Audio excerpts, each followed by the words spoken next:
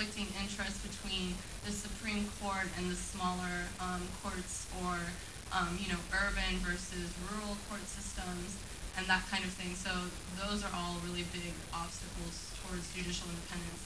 There's also issues with budgeting. A lot of times there isn't enough money that's allocated towards the judicial system, and even if judicial systems had their own independent budgeting systems, that doesn't necessarily mean that that will lead to efficiency, transparency, decreased corruption, those kinds of things. There was one quotation from the reading that said in Argentina they increased their budget by like 30%, and that didn't prove to help move towards judicial independence. So you have to move past the let's just throw money at a problem and that'll lead to judicial independence. It needs to be equally distributed and also monitored and followed up and everything like that.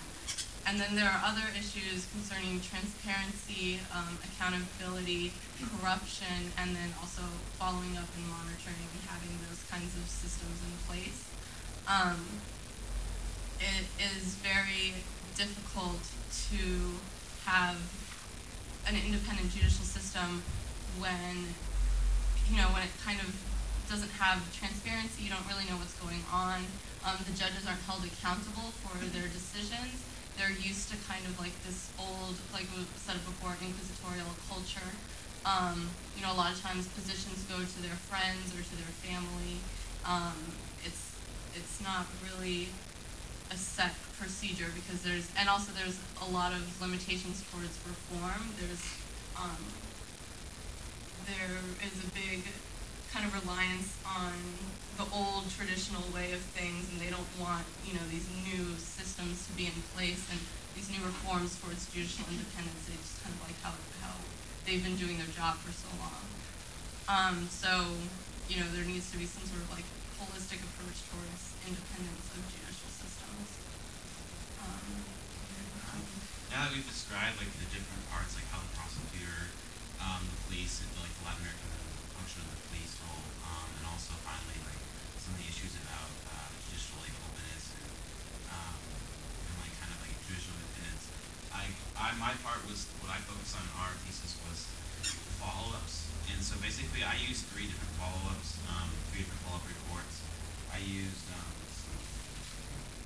forgot their names, but I used Lori Cole's analysis, which she used for I think it was like the Canadian, it was by like this FOCAL, which is like a Canadian group that non-profit group, non-governmental group that analyzes it. And basically her opinion of it was she looked at judicial independence, and also she investigated like kind of the access to like a fair trial or that kind of outcome. And so basically her conclusion was that overall the implementation and the ideas of these reforms are a pretty great idea. Like so far, like some of these reforms to for example to have a judicial council where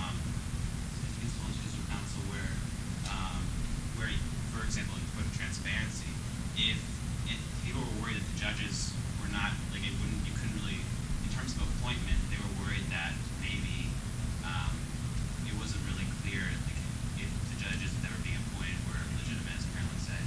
It could be like family members, or it could have been just political appointments, which was the main issue. Like the executive and the legislative branches were interfering, and so in terms of judicial independence, one great way to allow that was to have appointments where that were based on merit and not based on like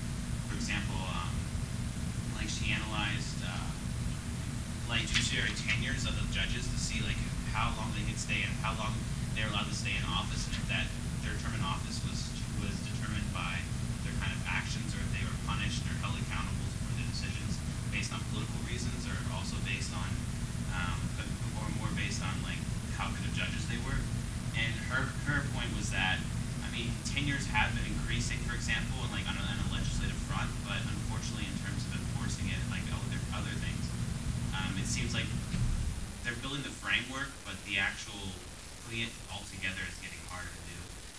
And so that was basically her point. And then I used another.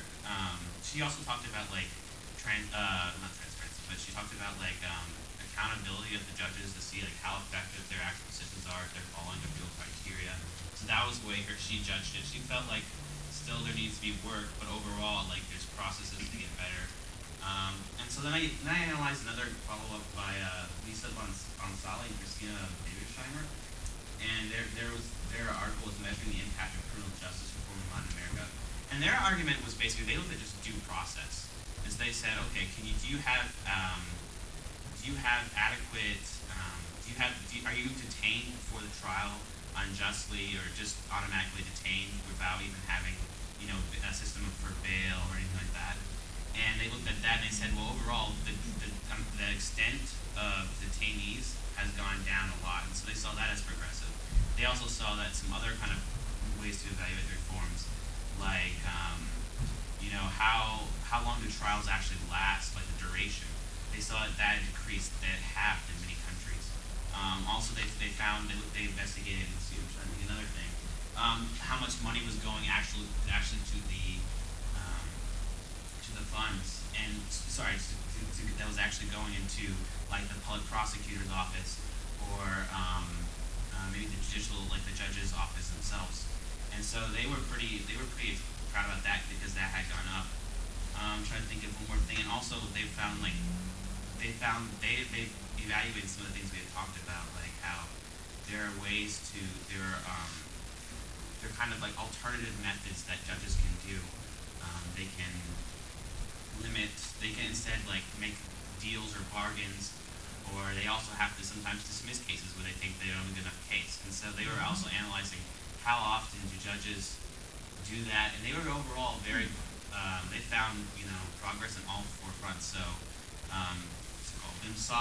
Bonsali and Dievesheimer are very positive about it. They think so that they contrast a little bit with Laura.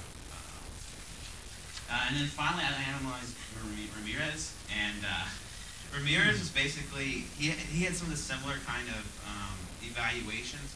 Also, he investigated like the change into orality, from an inquisitorial system to an adversarial system. So like now, all trials are being. He was making the point that all trials are now almost oral, but on the same case, we still need to have specific procedures. So that was one thing that he felt went kind of awry, was that the actual they now are having all oral like trials, but the actual specify like how much time or how what kind of evidence you need to prove your point